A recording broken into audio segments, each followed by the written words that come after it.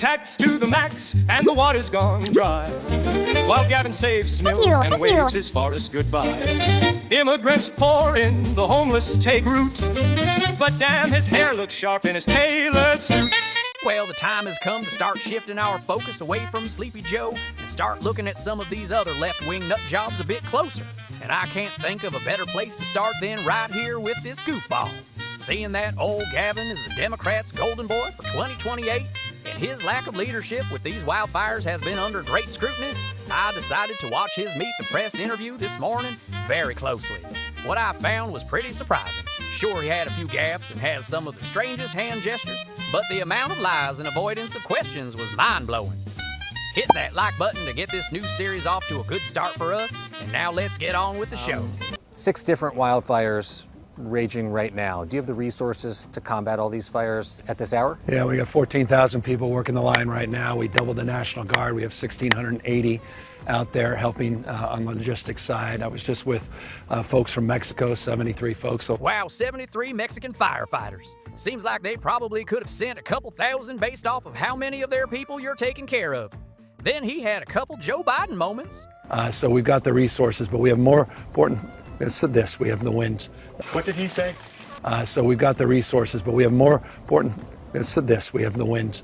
What the hell was that? Addressing building codes, addressing permitting issues. The rattlesnake teams that are doing the line and working with the hand crews. This is where it really starts to get bizarre. He avoids answering so many simple questions he has no answers for. How many aircraft do you have deployed right now? There are as many as the traffic control can handle. Ultimately here, does the buck stop with you? I mean, you're governor of California, you might as well be the mayor of California.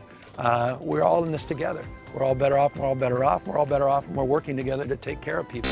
And do you have faith in Los Angeles Mayor Karen Bass? I have absolute faith in our community. I have faith in our leaders. I have the faith of our capacity to work together. So that's a no then? President-elect Trump has blamed you for this crisis. He called you incompetent. What's your response? Well, I called for him to come out, take a look for himself. We do know, though, from reporting here locally that one reservoir that serves the Palisades was not full. And that's exactly what triggered my desire to get the investigation, to understand what was happening with that local reservoir. That was not a state system reservoir. That was not a state system reservoir from Oregon that are working with folks from Kern County, that are working folks overseas. That doesn't make sense. As you know, Governor, there are many California residents who have struggled to obtain fire insurance. What happens to these Californians who cannot afford to rebuild? Well, we created them. We had a major issue after the Camp Fire. In fact, I was governor-elect during the Camp Fire, and it precipitated the largest bankruptcy, or rather, bankruptcy of the largest utility in the United States of America, PG&E.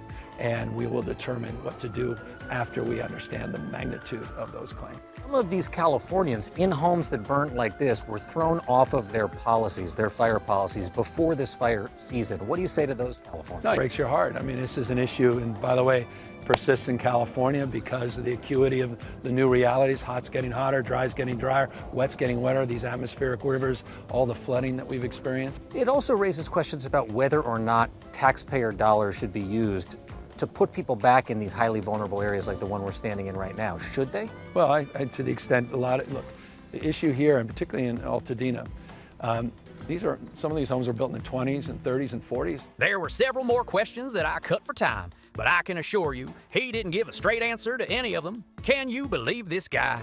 I knew he was bad, but not this bad.